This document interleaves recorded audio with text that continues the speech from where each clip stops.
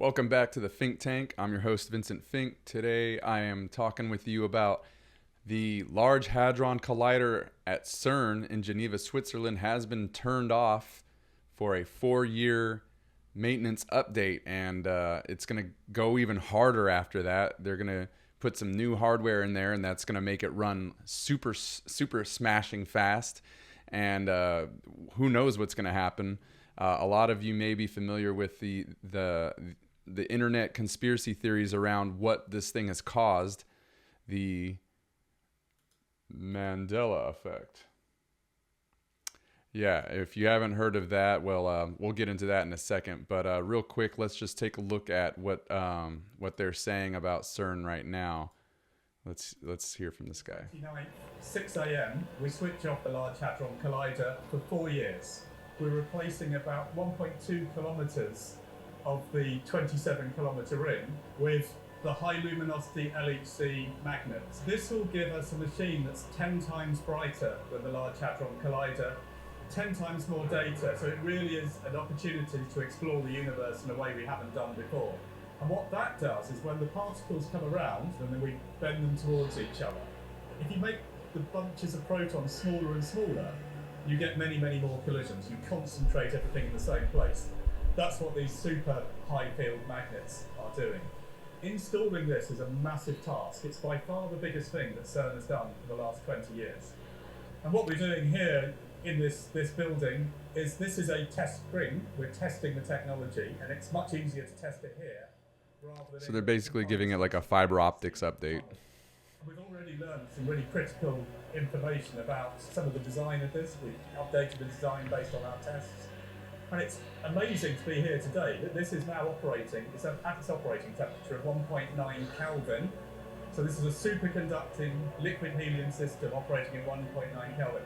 That was a massive milestone for us in this project. So we're now confident that when we go underground and start installing the high luminosity Large Hadron Collider, we will be successful. We know what we're doing. We've tested the installation procedures here. Okay, so yeah, I mean, it's basically like you're getting a fiber optic cable update to your internet. You're going to get a boost in speed.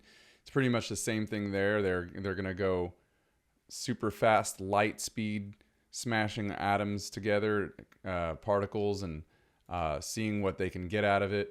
You know, it's interesting to me. I'm down with it, you know. I'm down with science, and I'm super excited to see what comes out of this. You know, they found the Higgs boson back in 2012, I believe, and that was a huge breakthrough and confirmation to the theories around particle physics that we had been up until that point had remained theoretical. And you know, it's kind of funny how people will say, "Oh, that's just a theory," until finally somebody proves it, right? So. They're slowly but surely chipping away at these ideas, and this actually, what they've found so far has all but helped confirm that, you know, string theory is a pretty legit theory because it predicts these kind of things. It also predicts that there's 17 dimensions, spatial dimensions, and that's what everyone at LHC, or at least some of the people that have spoken about it, have said they believe is the case. So pretty cool stuff, but of course, you know, there's a little bit of worry, I guess. You know, you can kind of get in that fear mode. You can be like, "Oh my god, what are we doing, man? We're smashing particles together. We're gonna destroy the fucking world, man. We're gonna open a portal, and then fucking demons and shit are gonna fucking come in here." Excuse me, but I mean, it is a little, you know, when you start talking about demons coming through portals, it gets me a little heated, you know, because it's like, well, fuck, that'd be crazy. Hopefully that's not true. But there is, you know, of course, the internet's gonna internet, and there's always gonna be all kinds of fringe theories. But there is actually even somebody of some credit. This lady here I'm about to play for you, she came on the UAP Files podcast and said some pretty wild stuff. And her name is Dr. Astrid Stuckleberger. And she's actually she's got a pretty legit rap sheet here. You know, she's a scientist, researcher, and teacher for the 25 years at the Facility of Medicine of the University of Geneva, and she's also worked for the World Health Organization, I believe. She's done a lot, but she's got credit. You know, she's not just a complete buffoon like many of the people. Sorry, excuse me for that. For the let's see here. She gives lectures. She's more of a health expert, but you know, I mean, anyways, she's let's see here. Created a summer school on the global health and human rights at the university, addressing WHO, World Health Organization, IHR, and United Nations health-related policies and global management. So, you know, she's all about it. She's all about protecting the health, and she's definitely called out the WHO and all of their anti-science that they've taken part of in the 2020s. So she's definitely kind of a whistleblower in that regard. But and there's tons of science to back that, by the way. That's not like really a thing to, if at this point, if you still thought that the arbitrary lockdowns and social distancing and all that stuff, and you know, that miracle jab that they kept backpedaling on for, you know, there's literally clips of all of these like people like Fauci and promoters of the Trump vax saying that it was gonna, once you got the vax, you were gonna be fine, you were gonna be able to go out and you wouldn't spread it, and then they started saying, well, it doesn't prevent the spread, but it'll lower your chances of getting sick, of dying. And then the effects, the immunity wore off within months, and then you start having to get propagandized to get boosters by big pharma, you know. And now the left has become this like now the left is just down with big pharma. I mean, they hate corporations, but that's one corporation or group of corporate conglomerates that they will back to the end. It's nuts. I don't know how people got so duped, how people, it's just politics, and that's what it's meant to do, is divide us. And so that's what they've been very successful in, creating political lines that cause people to go pretty freaking nuts. And it's just amazing to me that the mind control works so well, and it causes such division. And, you know, I've lost friends and family and opportunities due to these divisions. So it's just all kind of crazy. But that's kind of another little wormhole. But I want to talk about the wormholes that are going on in CERN, the little portals and things that people are talking about now. Let's hear from Dr. Astrid. Let's see what she says here, because this is pretty wild. Talking about, I don't know what you want to call it, extra dimensional beings coming out of the portal. Check this out. On the table, and I said, so yeah, what happened? He said, well, an entity came from this portal, and like it sat at the table. I was like, but how is this how? What do you mean entity? Is it a person? Is it an alien? What color? Are they like us? And they couldn't answer anything. They said, no, it's not. We know. We just know it at CERN, and they cannot describe it, but they have it secondhand. It's not third, fourth. It's a very good friend who knows. And so I said, okay, I have to find something more, because that's not enough. And so I said, can you have proof? And is there a proof that they bring, that they gave something, there's some document? And they said that this entity the second time took a scarf and left a scarf. I said, what type of scarf? And they don't know. They're not into the detail. They were really into the event and not the detail. And this entity left again. This entity the second time took a... I'm sorry. Let's just hear that again. A scarf is what she said they this entity came through, took a scarf, and then brought it back. A scarf. I left a scarf. I said, what type of scarf? They don't know. Yeah. Okay. So what the fuck, right? Oh boy, where we aren't in Kansas no more. Oh my God. And so this is what she said she's heard from people at CERN who've been working closely with the project and who know very well. There's lots of stuff that you can find. She's been going pretty vocal about her crazy talk there about CERN, and it's pretty wild. It's very hard for me to kind of believe it, but not too hard. I mean, when we're doing things like this, I mean, who knows what's going to happen, right? But there is some reason to believe it's all just hype. And I'm going to show you a video about that now. This guy actually does a pretty good, he points out something that I haven't heard anyone point out before, so I think it's worth giving this a listen real quick. Dr. Dakota Tyler.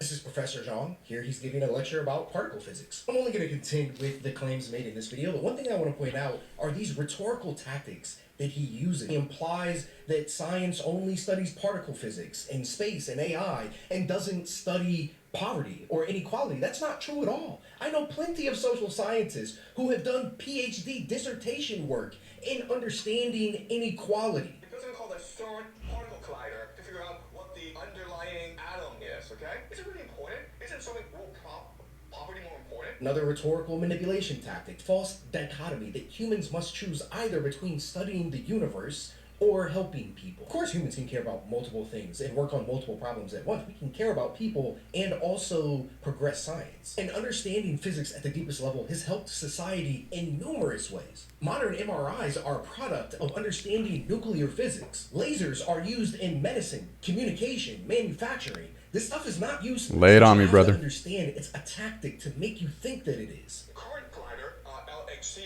in Switzerland, and now they're going to build a bigger one. It's how big it is, right? What are they trying to do here? Are they really trying to figure out particle physics? Maybe, maybe not. He's implying something sinister, but there's no evidence for anything. What are they trying to do with the particle accelerator? Study particles? Maybe, maybe not. It's not an argument. It's a fake mystery. CERN is very open about what the Large Hadron Collider is for. They're studying fundamental particles and forces, how matter behaves at the smallest scales, and questions about the early universe. There are thousands of publicly available peer-reviewed journal articles that you can read today right now if you want. There's not a mystery here, but he's making you feel like there is. Now people are saying, is it possible the CERN particle accelerator is trying to bring in these interdimensional demons to our world to conquer us, to enslave us? That would make a lot more sense in particle physics, okay, guys? There you go, that's the big reveal. Now you're primed to believe in the demon portals. The fucking plot from Doom, rip open a portal to another dimension. In come the demons to enslave humanity. What he's alluding to here, accelerate particles to close to the speed of light, slam them into each other, and see what happens. And the idea that that could rip a hole into our space-time is absurd. It's not physics. Cosmic rays from outer space slam into our atmosphere on Earth with much higher energy levels in any particle collider. And they've been doing this for billions of years. So if high energy collisions opened interdimensional demon portals, this would have happened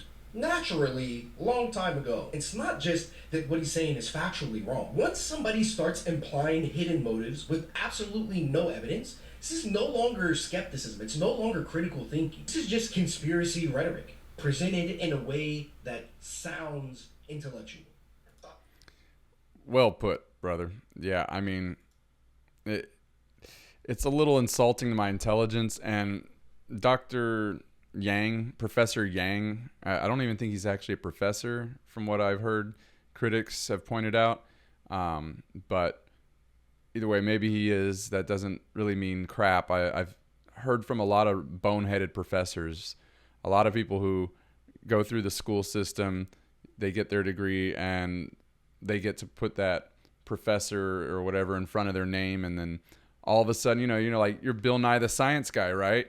Let me tell you about this this completely debunked theory of global warming that now we have to change the name to climate change because it didn't happen. It didn't work, right? And Al Gore goes on his little multi-million-dollar parades around the world in his multi-million-dollar jets that are spewing carbon, footprint, and he has no problem with that. But they're always telling you that you've got to stop, right? Because that's what it really is. It's all about control, and it's an agenda because it's rules for thee and not for me kind of stuff, and people get rich off of this stuff. And that's mainly what it all is a lot of people are just hyping shit up because they want to make a name for themselves. And that's what it sounds like Professor Yang does for the most part. He may get a few things right, but a broke clock is right twice a day, once a day, maybe, depending on if it's a digital clock and it shows a little AM or PM, or if it's just, an analog clock. But anyways, the point is, it's probably horseshit, right? I mean, it's most likely horseshit. But I'm always a little skeptical. I'm always like to leave a little bit of, I guess, spiritual thought room for that. And so the only pushback I'd give to this is that, perhaps those cosmic rays are releasing demons into the earth. And maybe that's why there's so many of them running around everywhere, because Lord knows there's a lot of demonic energy in this world right now. But I mean, yeah, a very, very good point that, and I went and looked that up to make sure that was true. And that is, in fact, a fact that the cosmic rays are bombarding the Earth's atmosphere at way higher energy levels than CERN is. So, yeah, I mean, nothing's gone wrong. Not that we can stop or have any control of at least, right? So if it's happening, it's happening. CERN would have nothing to do with the fact that we're getting all kinds of tiny little mini momentary black holes all the time up there. Unless there's something about that happening here underground that makes it so much worse. That's kind of hard to believe. Of course, I don't know. I could be proven wrong, right? But I gotta say, Dakota there makes a lot of sense to me, and it is fun though, nonetheless. I'm not gonna lie. I just enjoy conspiracy theories, but at the end of the day, I've explored several of these ad nauseum just for the fun of it, just to challenge my thinking, to see if I can spot the bullshit or just see how convincing some of these ideas are. I've gone down the flat earth rabbit hole so much because I have friends who are always trying to convince me, and trust me, I've seen like every proof that they have, and it's all bollocks. There's always a good scientific explanation for it. There's always somebody, if you go look and try to find opposing views, you'll find a scientist or somebody who is well read in science, and but it's usually a scientist. It's usually somebody who's actually spent years in the field, who understands this stuff in a much more nuanced sense, who can look at these silly proofs and be like, hey, okay, that makes sense if you don't really know what you're talking about, but let me break it down, and so you can find those videos. They're all over the place. And yeah, it's happened not too long ago, even, that one of those flat earthers went to Antarctica and set up one of his little experiments, and then found that he didn't get the result he was expecting because the earth is round. Okay. But I will say that regardless of what CERN's doing, the Mandela Effect is a fun one. I always check in on that one every couple years or so. I like to check in and see what else has changed in the collective memory. Because it is fascinating to think about the fact that we have this collective memory, right? That we remember things a certain way. And why do we remember them that way? What's causing that glitch in our collective subconscious? And it's probably mostly just how we would think something would be. But it is really strange. For instance, here I'm going to pull up a little bit here, just in case you don't know. Or if you want a little refresher on the Mandela effect, here's some of these logos and things that a lot of people have said they remember differently, and then now it's somehow changed. I'm looking at the Chick-fil-A one. I don't see what's the difference there. Oh, it has a K. Yeah, see, like, it's kind of weird. I thought it only had a C myself. The fruit of the loom having a cornucopia and then now it doesn't. That's a weird one. Swear to God, that thing had a cornucopia. Some of these are a little less, noticeable, like the Pikachu stripe on his tail, although that seems like I would have made that decision as a designer. I like the stripe on the tail. I say they change it back to the old universe. Kit Kat used to have a dash, now it doesn't. That's freaking weird. That's weird. I remember the dash between Kit and Kat. Curious George used to have a tail, now he has no tail. That's pretty weird. And that, I thought that kind of monkey had a tail, and it would seem like fun to have a tail. I mean, why when designing a monkey would you take off one of the coolest little parts of it? So that's weird. I remember him with the tail. Looney Tunes. I don't know if I remember how I remember that, but it almost does kind of seem like it had the double O there. And then we have almost like the opposite happening with Fruit Loops. People remember it being spelt like normal fruit, but now it's actually spelled with double O's for fruit. Febreze doesn't have two E's before the Z. Pretty weird, because how do you pronounce it? Febreze, double E, right? Really weird. The Monopoly Man used to have a monocle. I mean, there's even a shot in Ace Ventura: Pet Detective, where he goes up to a guy wearing a monocle and says, "And you must be the Monopoly Man.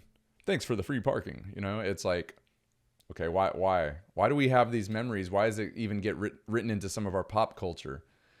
The Bernstein Bears. This one really blew me away when I saw that one. I was like, okay, they're called the Bernstein Bears. I remember it not being spelt all weird. Now it's Berenstain Bears. What? I don't know, man. Oscar Mayer. What's the difference there? Oh, Mayer. Now it's Mayer. What? Weird. Jiffy peanut butter is now just Jif. I don't know about that one. But certainly a few of those get me. And there's so many more. There's like moments in movies, lines in movies that people have gotten wrong, like, "Luke, I am your father." And it's actually, "Luke, I am your father." Isn't that what he says? Well, no, what does he really say? He says, "No, I am your father." Yeah. Weird stuff, man. And there's a lot of other ones. Forrest Gump. Life is like a box of chocolates. Now it's life was like a box of chocolates. They're saying that Snow White, the line "Mirror, mirror on the wall, who's the fairest of them all?" Now it's "Magic mirror on the wall." Okay, weird, man. I don't get why we all remember it differently. What the hell? Is it because of CERN? So people say it's because of CERN because the Mandela Effect kind of came out like as a thing, as a term, and people really started noticing these kind of inconsistencies in memory right when the LHC first turned on back in, I think, 2012 or whenever that was. But yeah, because it was before that. They had been on for at least a year or two before they found the Higgs boson, I believe. But either way, people attribute the LHC and the smashing of subatomic particles, creating little particle collisions, and say that these little tiny wormholes or whatever that they're building are like effing up the space-time continuum. I mean, maybe, but again, there's good reason to believe that would have little to no effect on the way reality has been running its course for millennia. as again noted with the cosmic rays. So maybe this is just what reality does. Or maybe there's something else going on that they're not telling us about. But to say that it is the LHC causing that, it seems kind of debunked. Just on that point alone. I mean, I'm sure there could be more that one would find, but I'm pretty convinced by that man's point right there. It's like, okay, we have examples in nature where that's happening. So I don't know. For me, that's kind of case closed. It's fun, but you're gonna have to find a better reason for this shit other than some minor particles bumping together. But nonetheless, it's a lot of fun.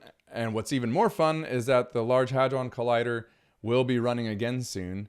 I'm excited about the new updates. So that'll be happening. They had been running it pretty continuously though. That was one thing that some people were saying is like, hey, well, they're not running that thing all the time. Well, no, not all the time, but the machine was typically ran 24/7 in multi-month cycles.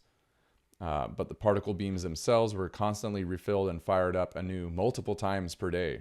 I didn't realize they were firing it that often. So maybe there is something to be said there. I don't know how often the cosmic rays are bouncing there. We could find that out, couldn't we?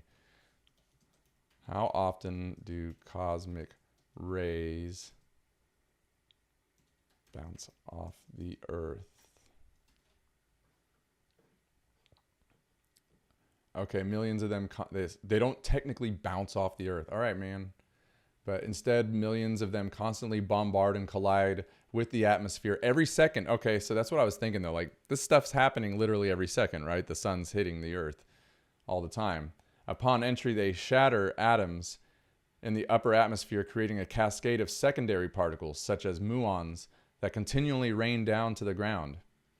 The rate of this bombardment depends on altitude and particle energy. The upper atmosphere, every square centimeter at the top of the atmosphere is struck by several cosmic rays every second. At sea level, at low energy levels, about 1 GeV. What is that? I don't know. I'm not smart enough yet. You can expect about 10,000 particles per square meter per second. Secondary rain. Because of this constant atmospheric shower, about 100 secondary particles pass through the average human body every single second. Oh my God. So we're being bombarded by these secondary particles. Yeah. Let's see here. Cosmic rays traveling through deep space do occasionally bounce, but they do so off the galaxy's magnetic fields. These magnetic fields scatter and redirect cosmic rays across interstellar space for millions of years before they ultimately meet the Earth's magnetic bubble, the magnetosphere. This is very interesting stuff. Would you like to know more, or would you just like to read more crackpot conspiracies on the web? I know. I want to too. We'll read some more.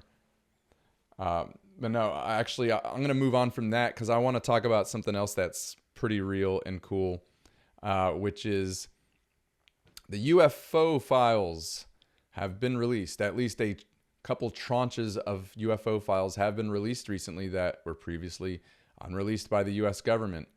And that's pretty interesting. That's pretty cool. Let's see here. I thought I had this pulled up. Where is it?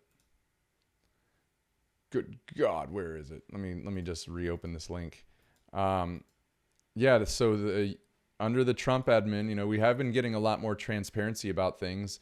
They did release some Epstein files, which, weren't released under Biden or anyone else. So credit where credit's due. I do want to see more of that, though, and it's definitely creepy how he seems to be protecting his buddies, as he said behind closed doors to people like Marjorie Taylor Greene before her ouster. So pretty weird, but nonetheless, I'll take what I can get. And right now, just within the last, I think, what was that, a month or two ago, we got the UFO files. Yes, sir. let's right here. At the U.S. Department of War, the Department of War just released the third tranche of records under Pursue. Okay. The first tranche was released on May 8th, 2026. Scroll down to view the rest. That just released on June 12th. Okay, so this is cool. You can go to this. It's war.gov/UFO. It's got Trump's statement there. More statements. But this is pretty cool. I mean, anybody can go here and check this crap out. This is a massive release of data for the mining, for all of ye UFO conspiracy theorists. And I mean, you can just click on one and get a synopsis here. You can download it right there. You can see the actual original text. Of course, some information is redacted to protect names of the innocent and all that kind of stuff. But you can also search. Really cool. For instance, alien. I typed the word alien. Only 3 came up, though, with the word alien in them. Let's see here. Including our details relating to plans if alien intelligence is discovered, expanding scientific knowledge, the possibility of life on Mars, and diplomatic policy. Cool. Down for that. This one is cool. At timestamp 3241, which we're about to just listen to real quick. The speaker makes an offhand comment. Could be an alien starbase or something. I don't know. When discussing correlations between experimental data sets. You can download all this stuff too.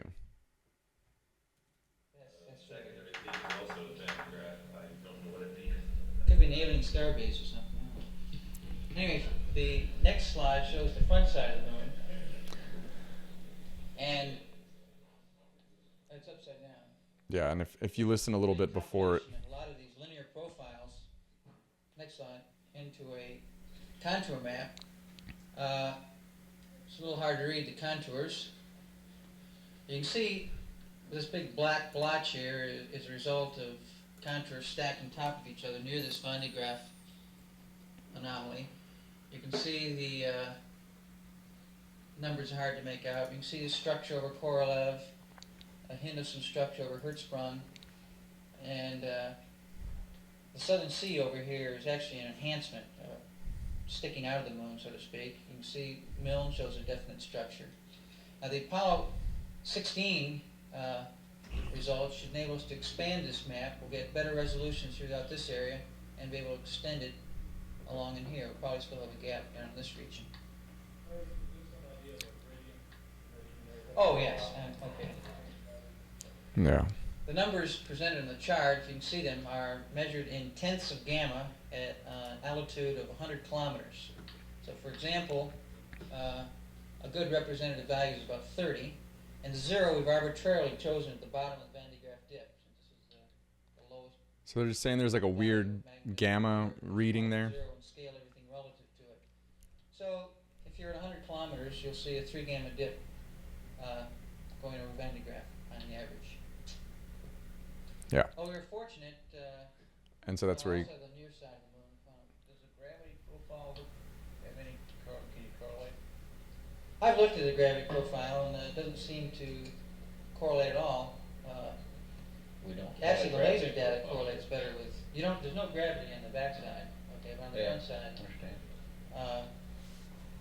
It correlates pretty well with the laser data, which shows a great big hole here in the backside of the moon around Van de Graaff. That's where we get our big hole, but I can't see any scientific justification for connecting the two results. I will add, the gamma ray. Yes, that's right. Secondary peak is also at Van de Graaff. I don't know what it means. So the gravity and the gamma rays are weird, and that's where I just spoke over. But you heard it earlier. He said, could be an alien starbase or something, right? In an offhand remark, but I mean, sometimes truth is stranger than fiction. Let's see here. What's this other one here? Let's see. This one is from 2003, Mexico. On September 12th, they got an extra zero they wrote there, but in 2023, the Mexican Congress heard testimony on UAP from experts related to the debate about an aerial space protection law, which, if approved, would make Mexico the first country to formally acknowledge the presence of alien life on Earth. Experts asked legislators to recognize UAP, guarantee airspace security, and allow UAP to be studied. They presented to alleged alien corpses and videos of Mexican pilots' encounters with fast-moving flying objects during flight. Disagreement about the efficacy and validity of the purported alien corpses. Interesting stuff. I'm surprised there's not more on aliens there, but this is, hopefully there's going to be more. And that was just, maybe there's some other terms I could search, or you could search, and then you could just kind of go at random and browse these things. But I've looked at a few of these things, and yeah, there's a lot of stuff about orbs and just, random crazy stuff. Weird, kind of flying saucer-like things. I remember seeing one that was talking about like a flying saucer that supposedly had like scales on it that were moving. Just strange things you don't think even. We don't believe that any other government has produced these things, and if they did, they seem to be probably reverse engineered. Especially if you get into the whole Dr. Stephen Greer stuff that I've definitely talked a lot about on this channel. This file contains memorandums and correspondence related to flying disc saucer sightings, and that those are a matter of concern for the Air Materiel Command. So, shit's getting real, y'all. Shit's getting real.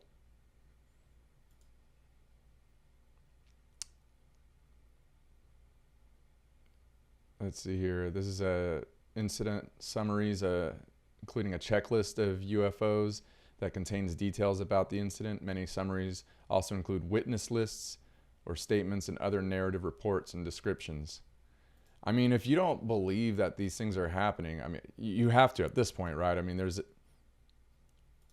don't know what world you're living on, but in this world, this stuff has actually been happening for a long time. It's been documented, and now you're getting to see the documents, official documents. So this one's case files include investigative reports, eyewitness testimonies, public records concerning UFOs and flying discs documented between 1947 and 68. The records include high-profile incident accounts, photographic evidence from sites like Oak Ridge, Tennessee, and technical proposals regarding potential propulsion systems. Additional topics include convention programs, research accounts, and extensive media coverage from the period. This is from the FBI vault with more redactions and some pages missing. So I don't know what happens if I just hit download on that. Oh, okay, cool. Well, here you go. And then you get to scroll on through to the other side. Reports of flying discs, foreign miscellaneous. Wow. Pretty cool. I expect some really cool stuff to be coming out of this, but do your own research. Don't just take it from someone on the internet. Look at the documents yourself if you don't believe it. But certainly don't be a dipshit and think that this stuff is all fake.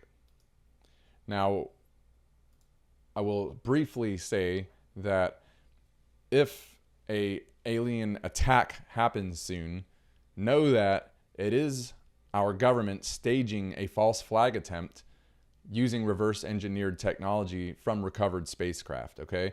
That's what they're going to do. Aliens could have wiped us out, and if they did want to, they would do it very efficiently It wouldn't be like, you know, these attack from Mars kind of moments that, you know, the kind of crap that they would pull to try to unify us into a one world government, which has obviously been their goal for a while. And if only they were benevolent watchers and masters of us, if we could only just trust them to form a one world government that was actually going to be of the people, by the people. But, you know, that's why communism hasn't worked, because when you allow too much power in the government, it gets usurped by those who are power hungry devils. And so it doesn't matter what kind of you know, what system you have, capitalist or communist. Those are actually just they can all be infiltrated, and they're actually often just used to pit us against each other. So don't buy into that bullshit narrative that, you know, it's that they want us to do. They want Democrats and Republicans fighting, so we're not fighting ye up there. But we're coming for you, because we're getting together. We're all starting to come to see the common enemy.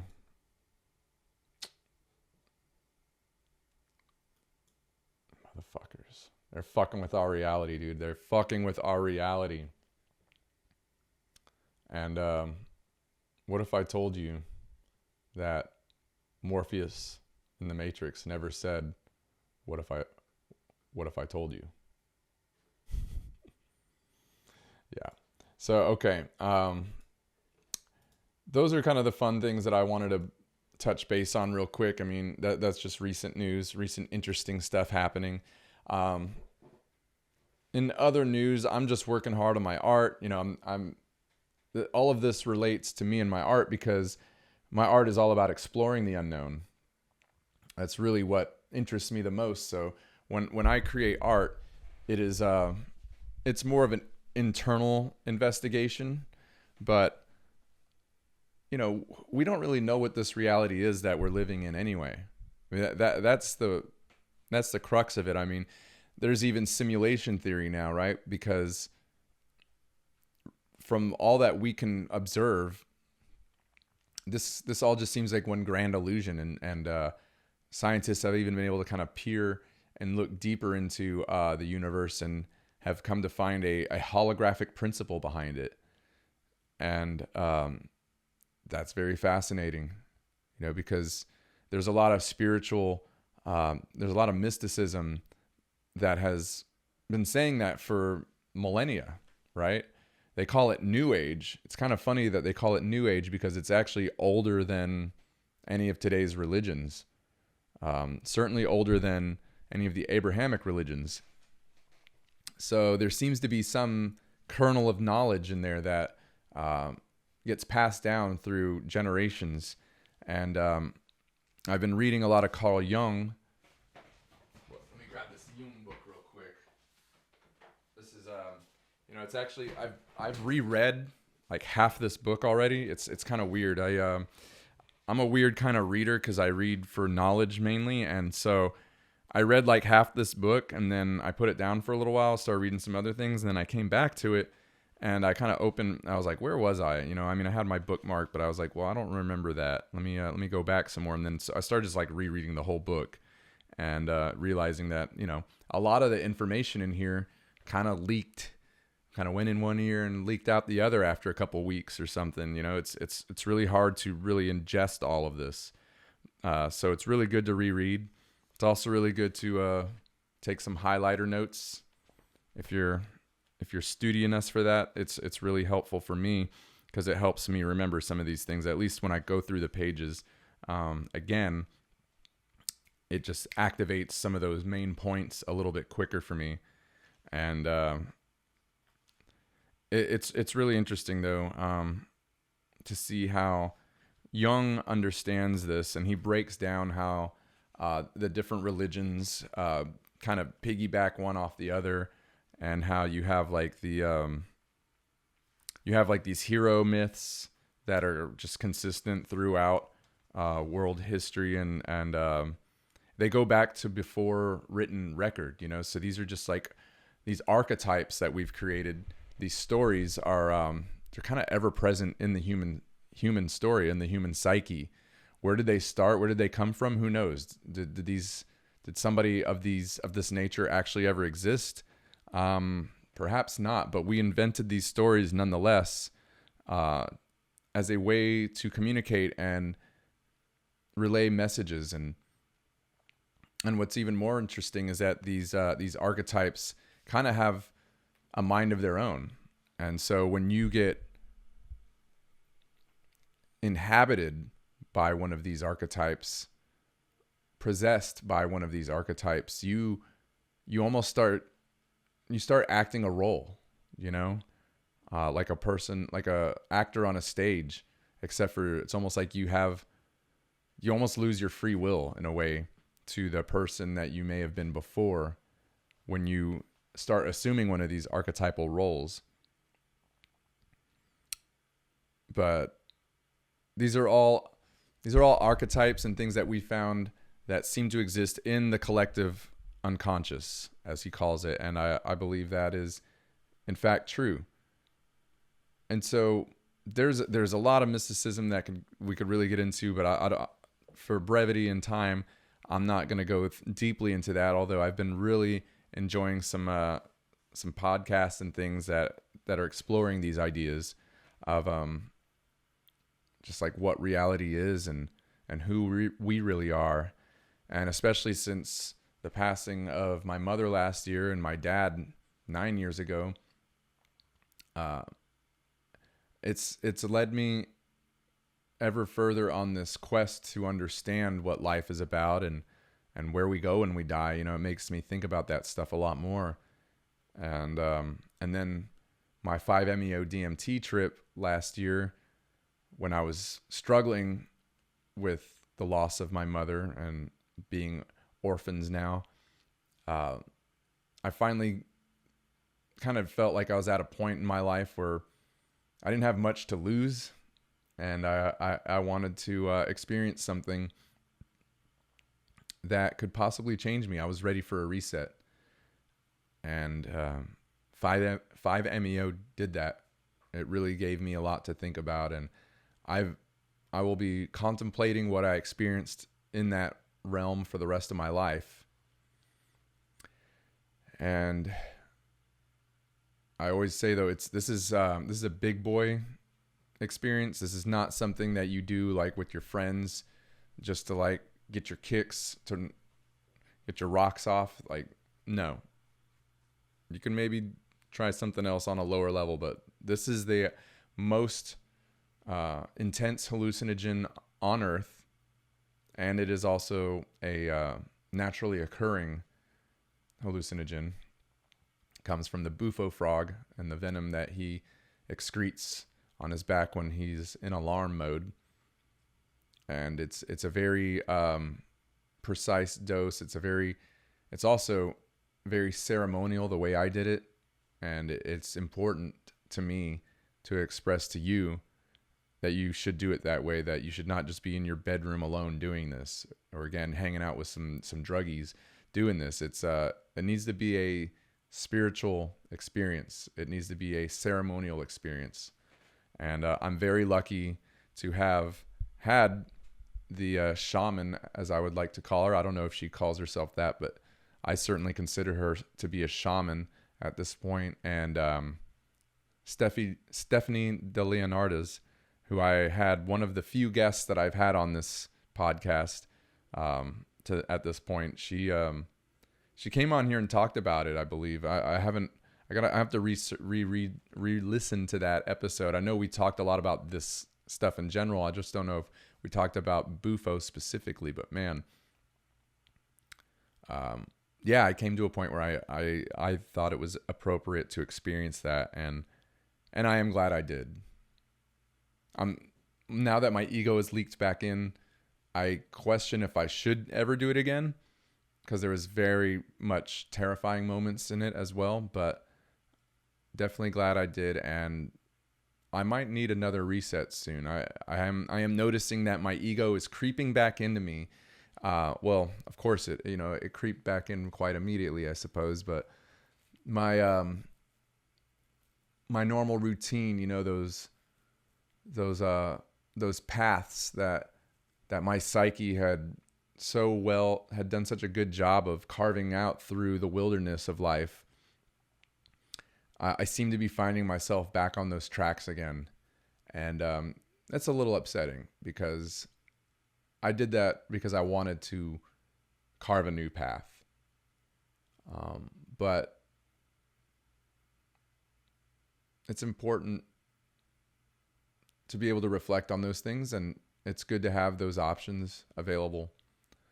And it definitely has made me more introspective in that regard. And my knowledge of the near-death experience, I have something that most people don't have now, you know? And so I have to give grace to people who have not experienced that. There's a lot of theologians and people, religious people, who try to tell me what to think. And it's endearing at some point. It also gets very, it's a personal matter. And so it gets annoying when somebody acts like they know so much about something they clearly do not. Because you can't talk to me about where you go when you die if you've never been there, you know? When I have. When I've actually at least gone close, been much closer than the person talking to me, then it's like, what authority do you have to tell me that I'm wrong about everything? You don't have the experience. And I do. So, shut up. You know? But again, I try to give grace. I just, there's a way to do things, I believe, and some people just are not very good at doing it the right way, I suppose. But I'll just say this, it's not like what most Christians believe. I'm not going to say it's not what every Christian believes, because a lot of people interpret the Bible and Christ differently. And so there are some Christians that I agree with on a lot of things. But people who like to be so, I guess, Orthodox or Catholic and Protestant, they like to bash on things like the Gnostics, but actually I think the Gnostics had it much more correct. They were much closer to what reality seems to be. Some of the secret books that were hidden away in the Dead Sea Scrolls. These are books that Orthodoxy banned as heretical. And it's strange because, of course, they're all of the books that take the power away from the church and invest it in the individual, and leave little room for need for a church, I suppose. And kind of convenient how they got rid of that. But the earliest Bibles have it, because the Dead Sea Scrolls is, I believe, the earliest record of the Bible that we have. And certainly it aligns with the earliest untouched records of the Bible that we have, like the Ethiopian Bible. That was one of the Bibles that the Europeans forgot to scrub when they went around deleting things. And so it actually has the Gnostic texts in it intact. And when you really start looking at all that stuff, it's interesting how it really just makes a lot of the stuff in the Bible make more sense, in my opinion.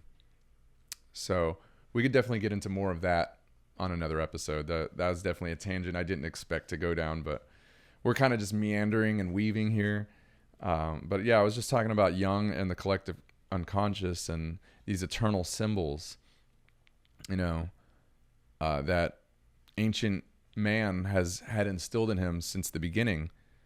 And people can kind of look back to that and see how, I believe it's the Dionysus cult or religion, whatever you want to call it, and how that evolved into the Orpheus kind of mediary. He was kind of the medium between her and then the I guess what you would almost say like the final or the next iteration of Christ, and how they all followed very similar rituals and beliefs, and how some of the less favorable traditions and beliefs got sidelined and reduced to the dustbin of history, to the old cult, and but the things that were favorable got carried along.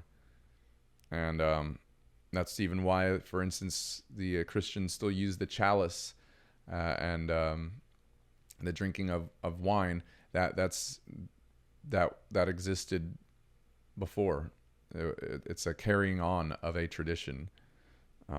And of course, I'm sure a lot of people are aware of some of the other things that were lifted from the pagan rituals, such as, some of our holidays and the dates they fall on. And, they needed the recurring promise of rebirth, talking about Christianity. And that is what, let's see here. Yep. And that is what is symbolized by the egg and the rabbit of Easter.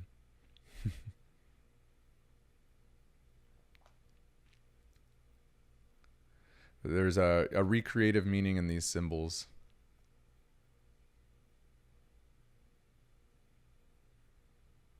Let's see here.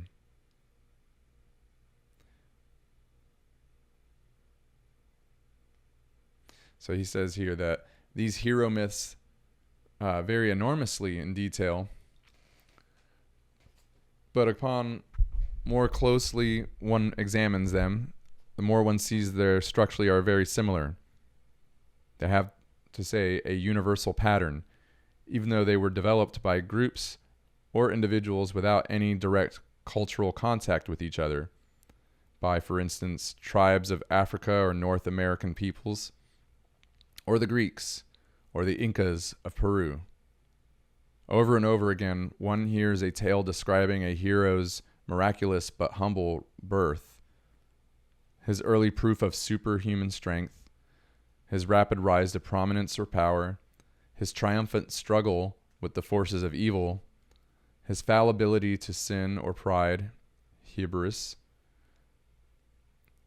and his fall through betrayal or a heroic sacrifice that ends in his death. And he explains later in the book how he believes that these patterns have a psychological meaning, both for the individual and for, the collective.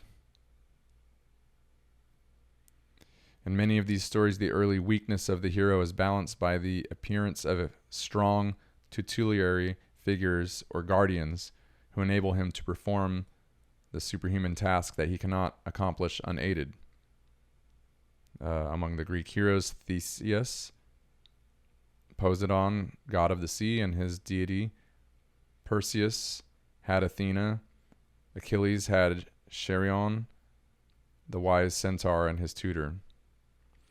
So this is just very interesting to me, though, like how you can just see all these through lines of the hero cycles of the Winnebago, and how all of this stuff aligns. And it is interesting how he points out that a lot of these cultures seem to have no connection to each other, yet they all kind of had these similar myths, which does kind of point to the idea that these myths go back, way back. Like, again, before written history, this is like an oral history kind of thing that primitive man, cavemen were probably telling these kind of stories. And it's important to be able to see which archetypes are possessing you, because maybe you can actually modify and at least live with and learn how to work with that, what you're given, what your character is.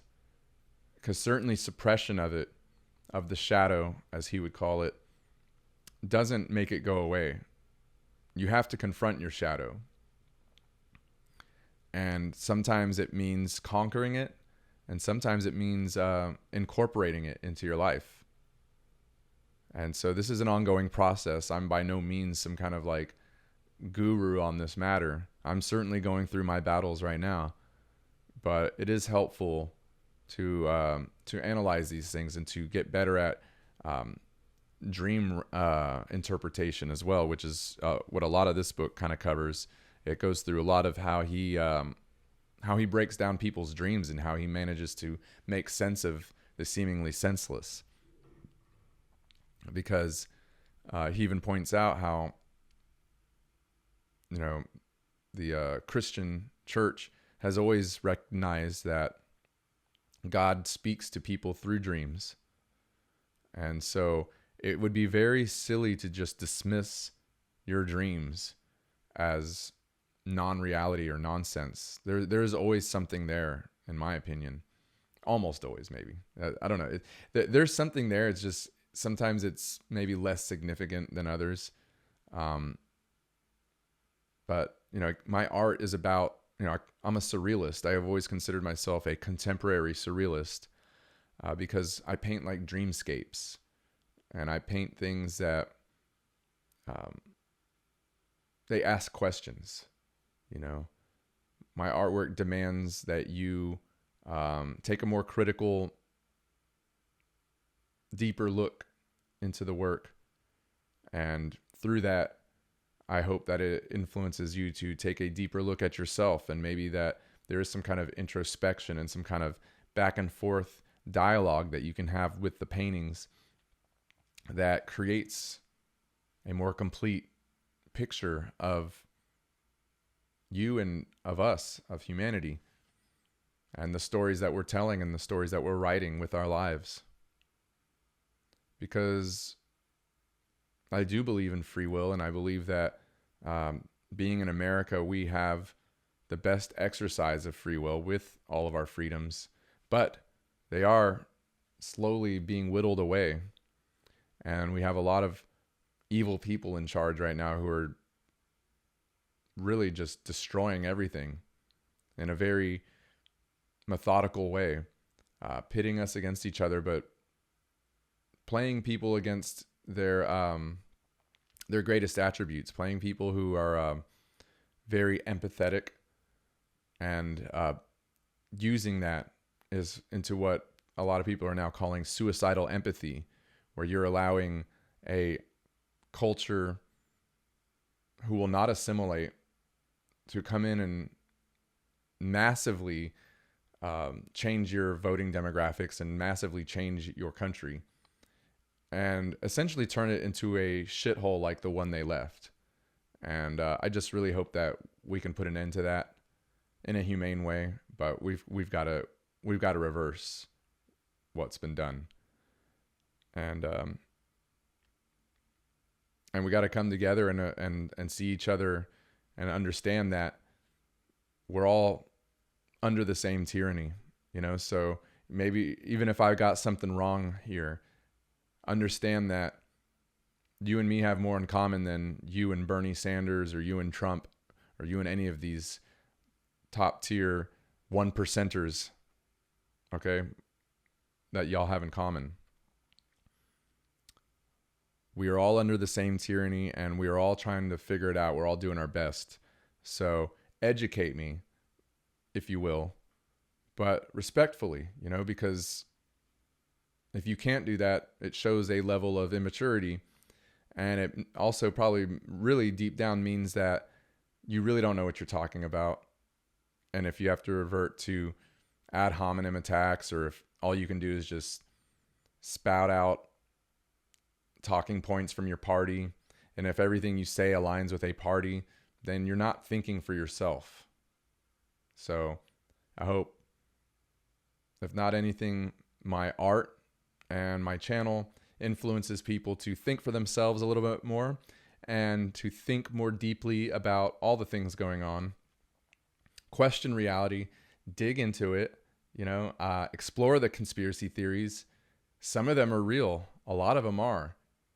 There's also a lot of bullshit out there. So you have to have a discerning eye. You have to have a logical mind that works through problems and can see the error and look for opposing views.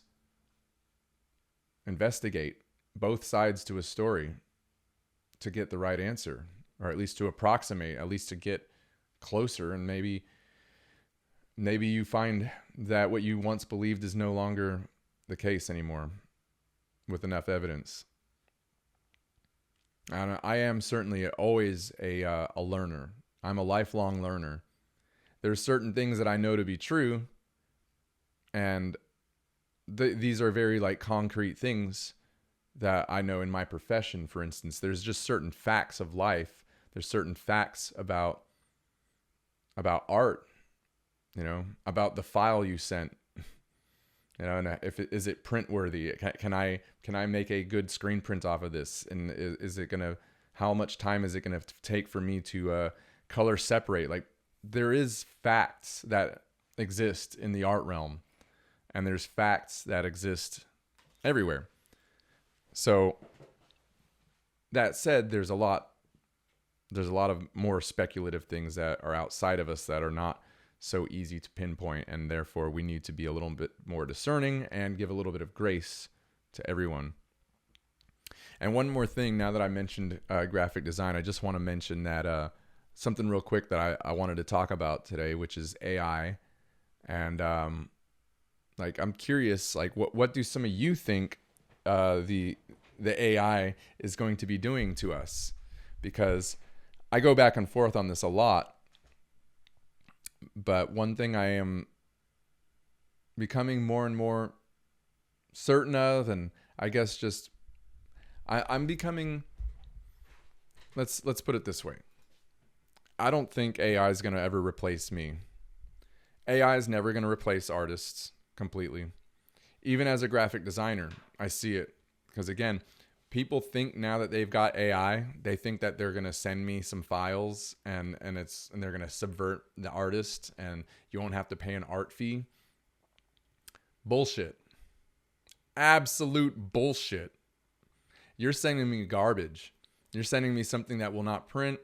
You're sending me something that also looks very AI. It's like so easy to point out. And so it's actually creating more problems than it's solving.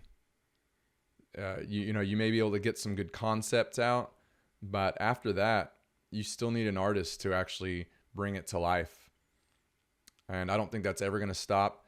And I think it's also creating a more, almost like a more of a desire to see art made by a human being. It's actually making it more rare in a way too, because everybody's clamoring to use it to try to not pay an artist. It's making it artists who actually do have their own style or who actually are just really good at what they do. It's making us stand out more. And yeah, I say us as in I'm one of them, because I can see how if I hadn't taken the time to develop my craft, then maybe I could be replaced. But I'm not just like a machine. I'm not an automaton who just follows orders. I have a way of doing things. And I honestly, I mean, every artist does. And I think that the more that you as an artist hone that skill and find your voice and your way of doing things and your way of thinking, I mean, it's just, it goes to show how novel that really is when you start seeing all this cookie cutter chat GPT art,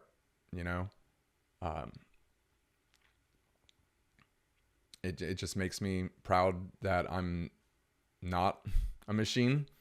I love that I have the ability to think on my own, and I have my own way of thinking. And that's something that I'm actually focusing on a bit more, especially on some of the proposals for murals that I'm applying for. Hopefully I get a few, or at least one. But if not, whatever, we'll continue going till we get something. But if not anything else, it's just caused me to think more about who I am and how I think and what I'm doing. And I am, it's all about the thought process. And I really like problem solving. And I like deep research. I love researching a subject, a culture, a space, a place, a location where a piece of art is going to go, and getting the download,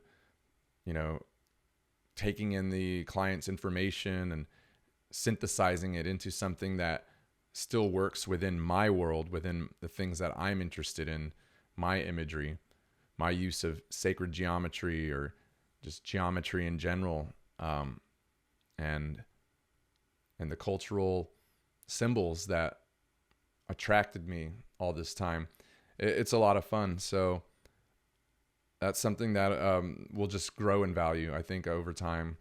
And AI is a great tool to allow a person like myself even to synthesize these things and put it together.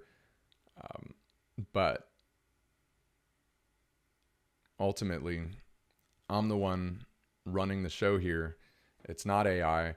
And that's all it is. It's a tool, and it will continue to be a more useful tool, I believe. But no, I think the more creative and more personal jobs are going to be the least replaceable in the long run, especially if you're, if you've mastered it, if you've mastered your craft. Because I got a little bit scared about all this stuff, and I was even thinking about changing careers. And honestly, I still might, because I've always been interested in things like architecture, engineering, stuff like that. So I thought about maybe getting into engineering and thought, well, maybe that's the way to go. But it doesn't even seem like that's AI proof. I think AI is coming for it's certainly coming for a lot of paper pusher jobs. But and it has definitely had an effect on many of those. There seems to be more of a focus on the arts, and I think that's healthy for society. It shows that maybe there are still people who value art, and it definitely seems like the attempt to weed us out and make us useless, all it's done is made us more novel, in my opinion. You're going to see that more as time goes on. To be able to just advertise like, hey, I can do non-AI art. I can actually think it, conceive it, sketch it, draft it, implement it into a full-blown final product without a computer. If you want that, and I can also do it with computer assistance too, if we need to speed it up a little bit. And if you're okay with that, right? But it's good to be flexible. So I wouldn't completely write it off either. I just don't think it needs to become the end all be all of art. I don't think that's ever going to happen, especially not with fine art. It's all about the person behind the art. So nobody's going to want to be buying like robot art. Maybe like the first one or two. Of course, there's always that novelty. But at some point, it's going to be like, okay, the human art's way more interesting, right? I say that now. We'll see. We'll see what the future holds. But I'm going to maintain my optimism for now, and I hope you do too. So keep building those skills. Keep looking to the past, the present, and the future, but definitely maintain your current present moment, because it's really all we have. So make it good, and keep creating worlds. All right.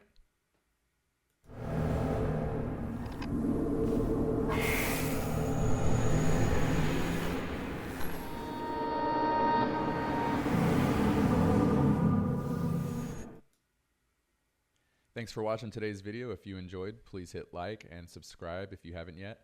Also, if you want to support me as a content creator, as a artist, as a creator of culture, what art has always been throughout history, then if you think my voice has value, if you value free-thinking artists who push themselves to the limits, then please head on to patreon.com/VincentFink. You can start at the price of a cup of coffee per month and will far exceed the monetary value of your investment with art gifts. So please check it out, and thank you very much for watching today, and we'll see you in the next vid.